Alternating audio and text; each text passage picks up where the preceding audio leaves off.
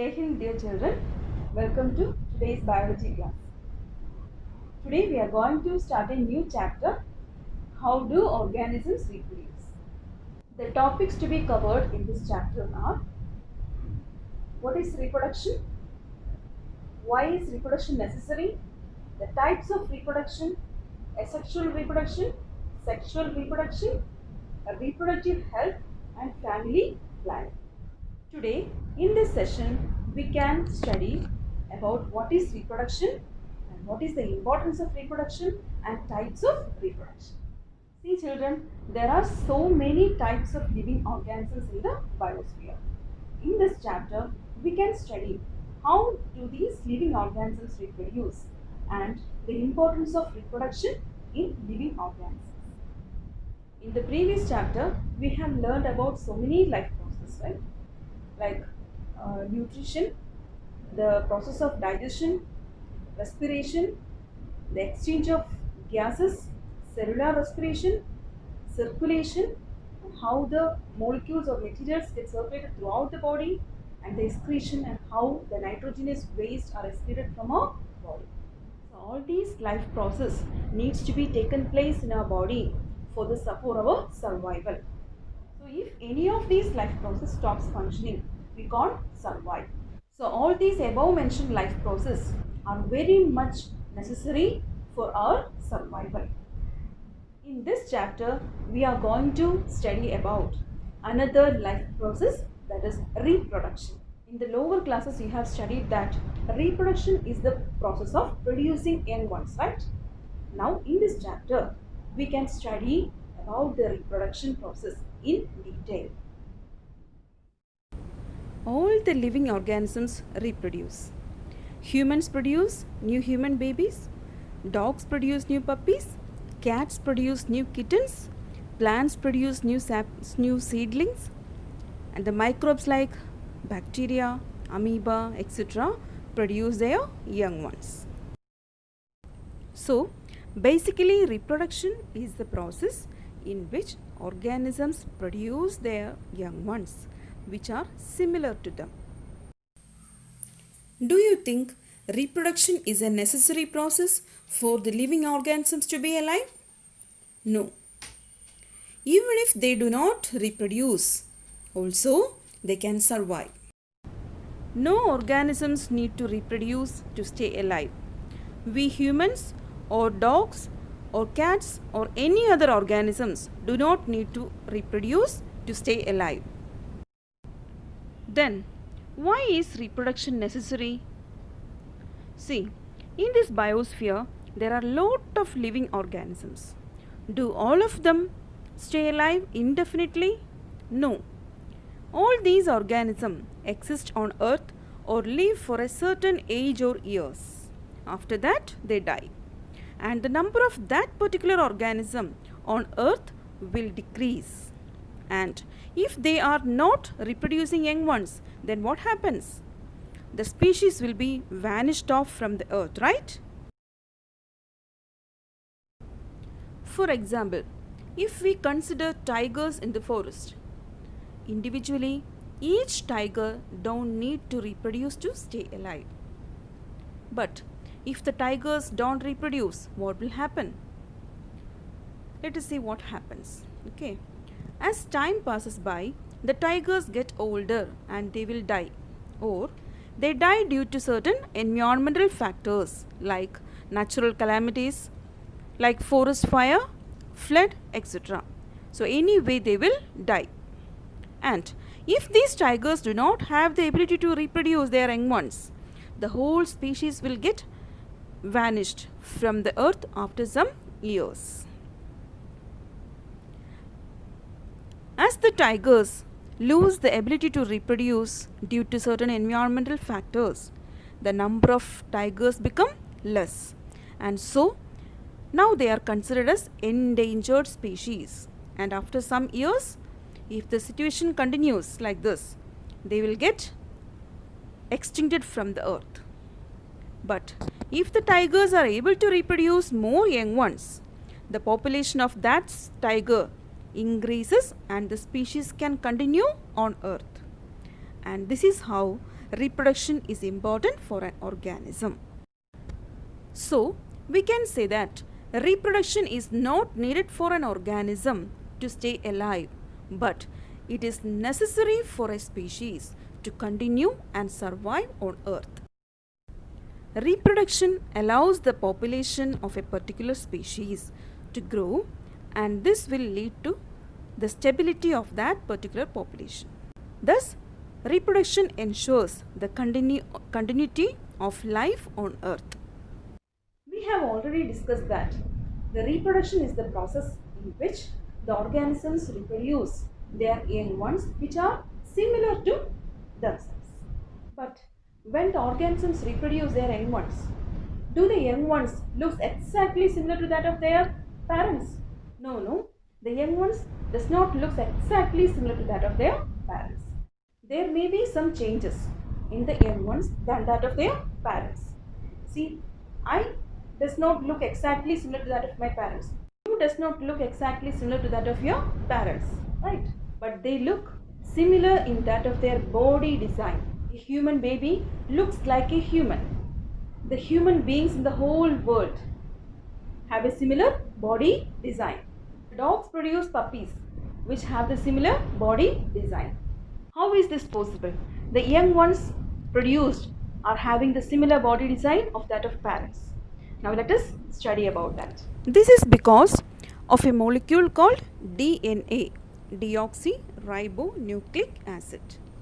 Do you remember that you have studied about the thread-like structures called chromosomes present in the nucleus of a cell?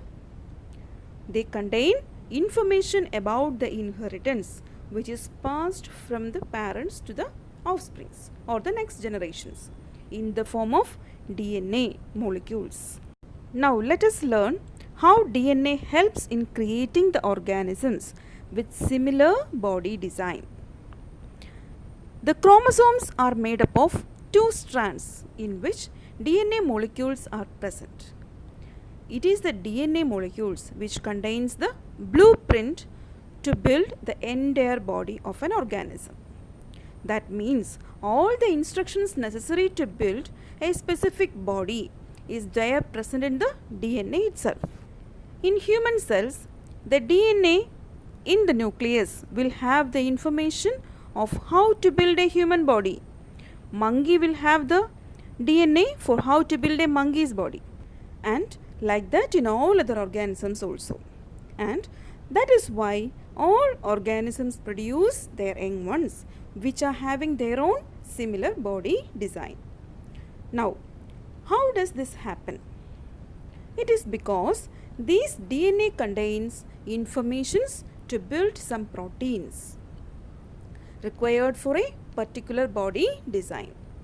If any change occurs in the structure of DNA, the information also will be changed and different proteins will be made, and this leads to certain differences in the body design.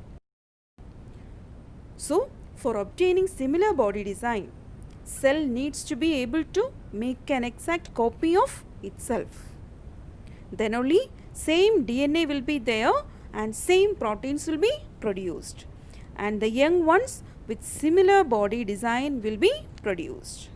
So, what is the most important thing needed for reproduction? The most important thing in reproduction is the creation of the copy of DNA. That is called the DNA copying or DNA duplication. At the time of reproduction, each cell undergoes certain biochemical reactions to build the copies of DNA present in the nucleus. And now there creates two copies of DNA in a cell. First, the double-stranded DNA splits into two and then forms two copies of DNA. And like that, the other cell organelles also in the cytoplasm also makes its own copies, and that cell splits into two new cells. And further, more cells are produced and forms a group of cells, and by using the information of DNA, proteins are made, and eventually the single cell can grow into an organism. Do you think the DNA copy produced is exactly similar to that of the original? No, the DNA copy is not exactly similar because the biochemical reactions involved in copying of DNA is not always perfect. So, the process of DNA copying will have some errors in copying, and this leads to certain variations each time they reproduce. So, the DNA copies produced will be similar but may not be identical to that of the original one. Some errors may occur in copying the DNA. For example, when two children are copying some books or sentences, there can be some changes in writing letters or style of writing, isn't it? But the matter what is written is same. Like that, some changes or errors occur due to the copying or duplication of DNA. These errors during the DNA copying leads to produce different proteins and as compared to the original one, and so some variations can be occurred in the next generation. Now, are these variations good or bad for an organism? For an individual organism, variations can be good or bad. But for a particular species of organism, the variations are definitely good, as they can, because of these variations, they can survive in diverse conditions. For example, consider a species of bacteria living in temperate water, that is with 27 degrees Celsius temperature. Each organism has a particular niche. Do you know what is meant by niche? It is a well-defined place for which an organism can adapt and survive. So that particular place is called as niche.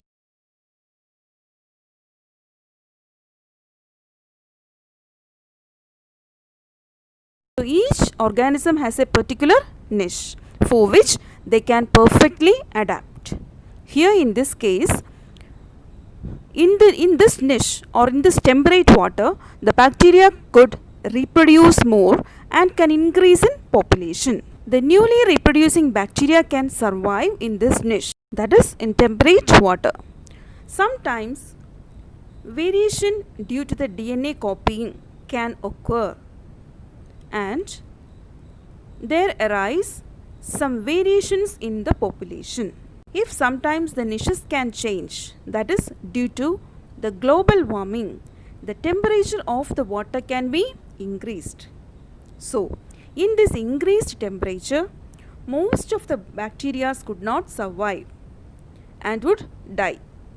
But the new variant produced, which are resistant to heat, would survive and can reproduce further generations.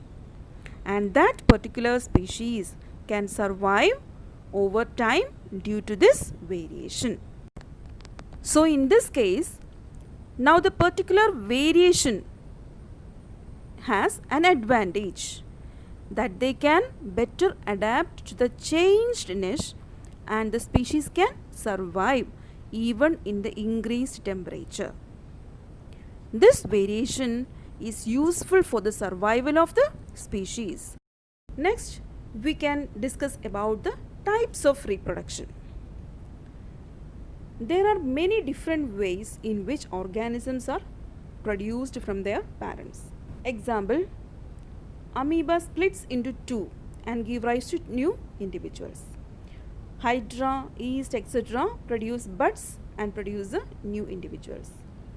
Organisms like birds, snakes, fishes, etc. lay eggs and the young ones hatch out from it. The human beings, cats, dogs, tigers, etc. give birth to their young ones. All these different ways of reproduction can be grouped into two main groups. They are asexual reproduction and sexual reproduction. Now, what do you mean by asexual reproduction?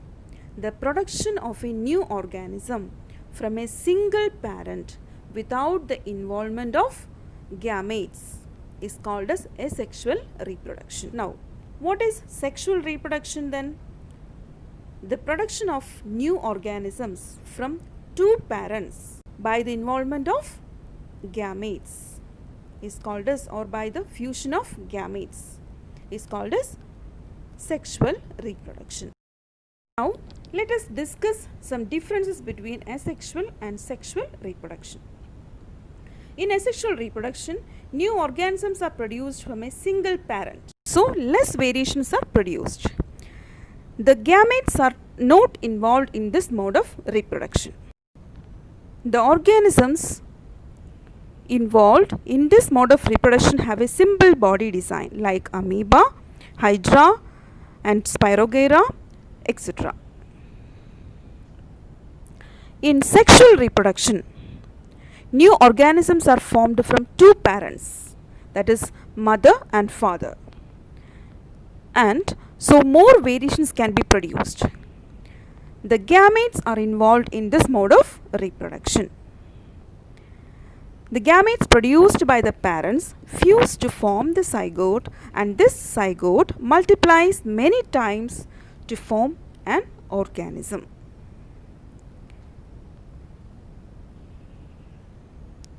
The organisms involved in this mode of reproduction have a complex body design. For example, cat, dog, human.